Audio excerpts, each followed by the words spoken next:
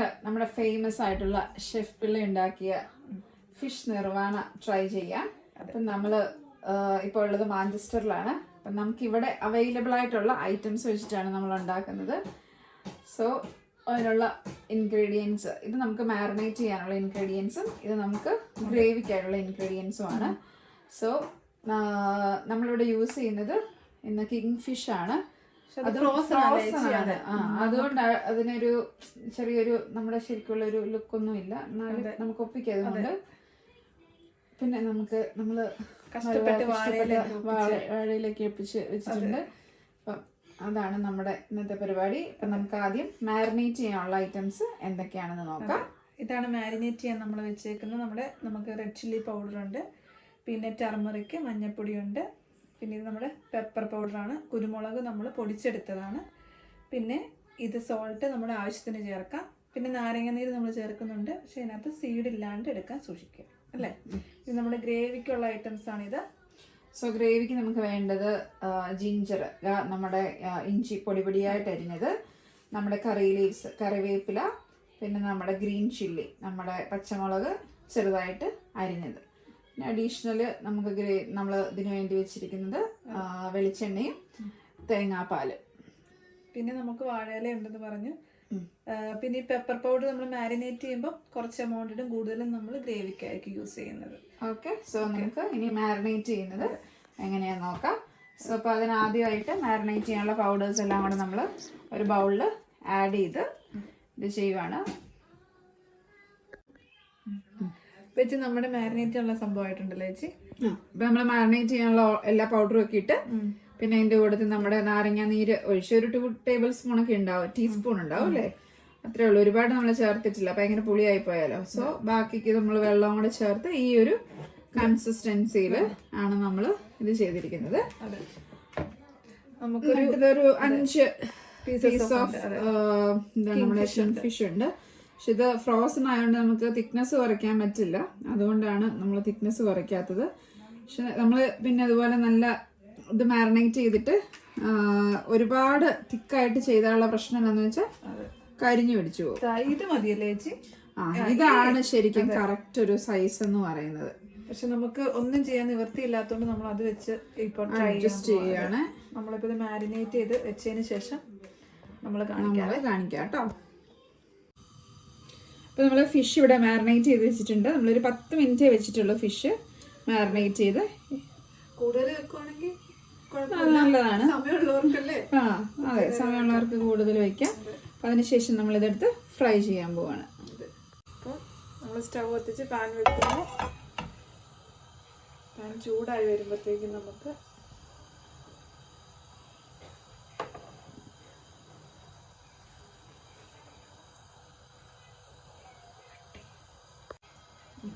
ഇപ്പോൾ നമ്മൾ ഓയിൽ ഒഴിക്കാൻ പോവാണേ. നമ്മൾ യൂസ് ചെയ്യുന്നത് കോക്കനട്ട് ഓയിലാണ്.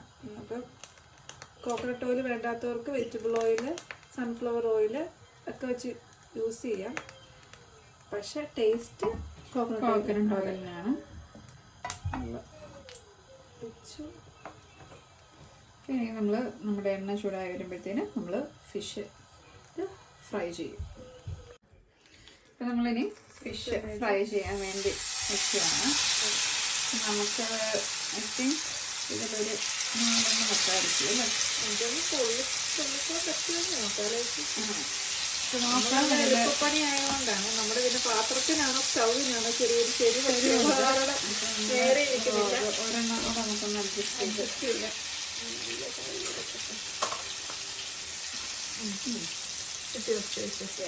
ഞങ്ങൾ 5 നമ്മുടെ ഇതിനകത്ത് പൊള്ളിച്ചിട്ടുണ്ട്.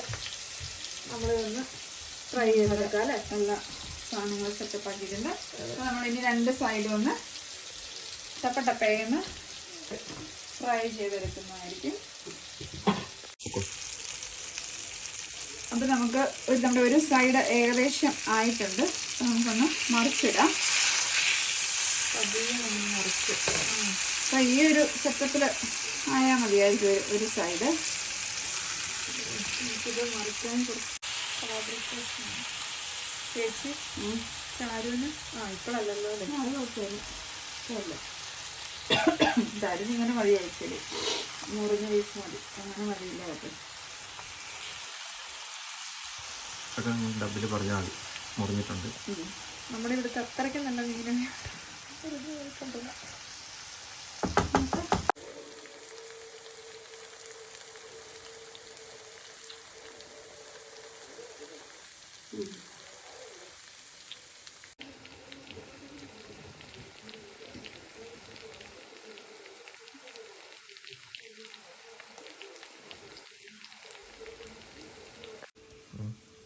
സോ നമ്മുടെ ഫിഷ് ഫ്രൈ ചെയ്ത് വന്നിട്ടുണ്ട്. നല്ല അടിപൊളിയായിട്ട് വന്നിട്ടുണ്ട്. രണ്ട് സൈഡും അത്യാവശ്യമായി. നമ്മൾ ഇനി ഫിഷ് എടുത്ത് നമ്മുടെ ചട്ടിയിൽ ഇത് നമ്മുടെ മൺചട്ടിയാണ്. മൺചട്ടി ഇല്ലാത്തവർക്ക് പാനൊക്കെ ഉപയോഗിക്കാം കേട്ടോ. നമുക്ക് അതിലൊരു കുഞ്ഞ് ചട്ടിയുണ്ട്. അതിലോട്ട് വാഴയിലേക്കിട്ട് നമ്മൾ വാഴയില വാട്ടിയിട്ടില്ല. നമ്മൾ തളിർത്ത വാഴയില കൊണ്ട് പൊട്ടിപ്പോകാതെ നമുക്ക് കിട്ടിയിട്ടുണ്ട്. ഇത് നമ്മൾ ചട്ടി ചൂടായതുകൊണ്ട് നല്ല സെറ്റായിട്ട് നമുക്ക് ഇരിക്കുന്നുണ്ട്. അപ്പം നമ്മളിനി നമ്മുടെ ഫിഷ് എടുത്ത് അതിലിട്ട്. അപ്പൊ നമ്മുടെ ചട്ടി ആക്ച്വലി കുഞ്ഞതായത് കൊണ്ട് അറിയത്തില്ല. നമ്മള് മാക്സിമം ഇടാൻ നോക്കുവാണ്, ട്രൈ ചെയ്യാണ്. രണ്ടാക്കി ഒരു ചെറുതെടുത്ത് വെച്ച് സോ നമ്മുടെ ഈ ഒരു ചെറുതും കൂടെ നമുക്ക് വെച്ച് രണ്ടായിട്ട് നമുക്ക് സെറ്റ് ചെയ്യാം. ഓക്കെ, ഇത് രണ്ടും കൂടെ വെച്ച് നമുക്ക് സെറ്റ് ആക്കാം. സോ ഇത് നമുക്ക് കുറച്ച് കറിവേപ്പില വിതറി കൊടുക്കാം. തേങ്ങാപ്പാൽ ഒഴിക്കാം. അപ്പോൾ നമ്മൾ രണ്ടാക്കി എടുക്കുന്നുണ്ട്. നല്ല കട്ടിക്കുള്ള തേങ്ങാപ്പാലാണ്. ഒന്നാം പാൽ പോലെ നമ്മൾ എടുത്തതാണ്. ശരിക്കും തേങ്ങ നമ്മൾ അരച്ച് പിരിഞ്ഞെടുത്താണ്. നമ്മൾ റെഡിമെയ്ഡ് ഒന്നും യൂസ് ചെയ്തിട്ടില്ല. തേങ്ങാപ്പാൽ പതിയെ ഒഴിച്ച് കൊടുക്കുകയാണ്. അപ്പം മീൻ മുങ്ങിക്കിടക്കുന്ന രീതിയിൽ വേണം തോന്നുന്നു തേങ്ങാപ്പാൽ.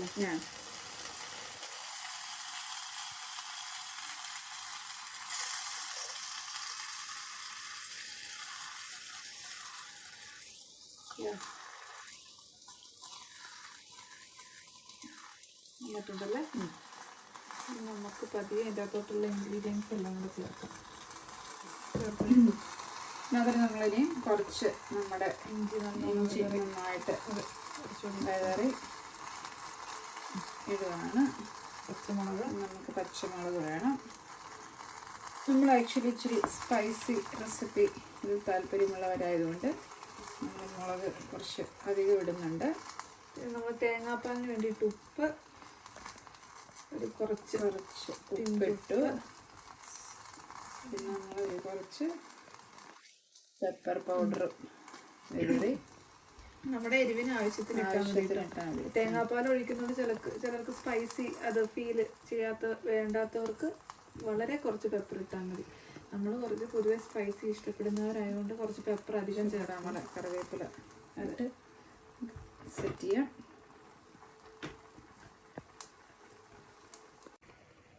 അപ്പം നമ്മൾ കുറച്ച് ടേസ്റ്റ് വേണ്ടിയിട്ട് അതിനകത്ത് നമ്മൾ വറുത്ത കുറച്ച് എണ്ണ ടേസ്റ്റ് ഇങ്ങോട്ടേക്ക് നമ്മുടെ നിർവാണയുടെ അകത്തോട്ടേക്ക് ഒഴിക്കാൻ പോവുകയാണ് അല്ലേ? ഞാൻ ചേർത്ത് നോക്കാം. അതെ, നമ്മുടെ ഒരു ട്രൈ ആണ്. അതെ, നല്ലതാവോന്ന് അറിയത്തില്ല, എന്നാലും ട്രൈ ചെയ്യാം. നമ്മൾ എനിവേ ഫസ്റ്റ് ആയിട്ടാണ് സാധനം ഉണ്ടാക്കുന്നത്. സോ സ്വല്പമായിട്ട് ചേർക്കുന്നുള്ളൂ ഒരു ഇതിന് വേണ്ടിയിട്ട്. പതിയെ ഒന്ന് മിക്സ് ആക്കി കൊടുക്കാം. ഒരു കളറും ഇതൊക്കെ കിട്ടി. പിന്നെ കുറച്ച് ഫ്ലേവറും ഇറങ്ങിക്കോളൂ. മീൻ വറുത്ത എണ്ണയല്ലേ, നല്ല ടേസ്റ്റ് ആയിരിക്കും. പതിയെ തിളച്ചു തുടങ്ങിയിട്ടുണ്ട്. നമ്മുടെ നിർവാണ റെഡി ആയിട്ടുണ്ട്. നമ്മളിതിൻ്റെ ലാസ്റ്റ് കുറച്ച് വെളിച്ചെണ്ണ ഒന്ന് ചെറിയ ചൂടാക്കിയിട്ട് ഇതിനകത്തോട് ചേർത്തിട്ടുണ്ട്. പിന്നെ നമ്മൾ രണ്ടാമത്തെ കുറച്ച് മീൻ നമ്മൾ വേറൊരു പാത്രത്തിലാക്കി അത് തിളച്ച് വരുന്നേ ഉള്ളൂ. അങ്ങനെ രണ്ട് നിർവാണങ്ങളും റെഡിയായി വന്നിട്ടുണ്ട്. നമുക്ക് ഇത് അപ്പത്തിൻ്റെ ഒപ്പോ ഇടിയപ്പത്തിൻ്റെ ഒപ്പോ എന്ത് വേണേലും ചേർത്ത് കഴിക്കാം. നമുക്കിന്ന് ഇടിയപ്പം നമുക്ക് ഇടിയപ്പവും നമ്മുടെ ഫിഷ് നിർവാണയാണ് നമ്മുടെ കോംബോ. അപ്പം നമ്മളതൊന്ന് ട്രൈ ചെയ്ത് നോക്കാം. നമ്മളുടെ ഫസ്റ്റ് ട്രൈ ആണ്, അതുകൊണ്ട്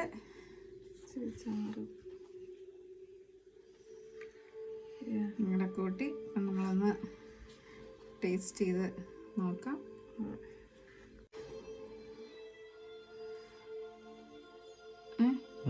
അപ്പം നമ്മളൊന്ന് കഴിച്ചു നോക്കാം കേട്ടോ.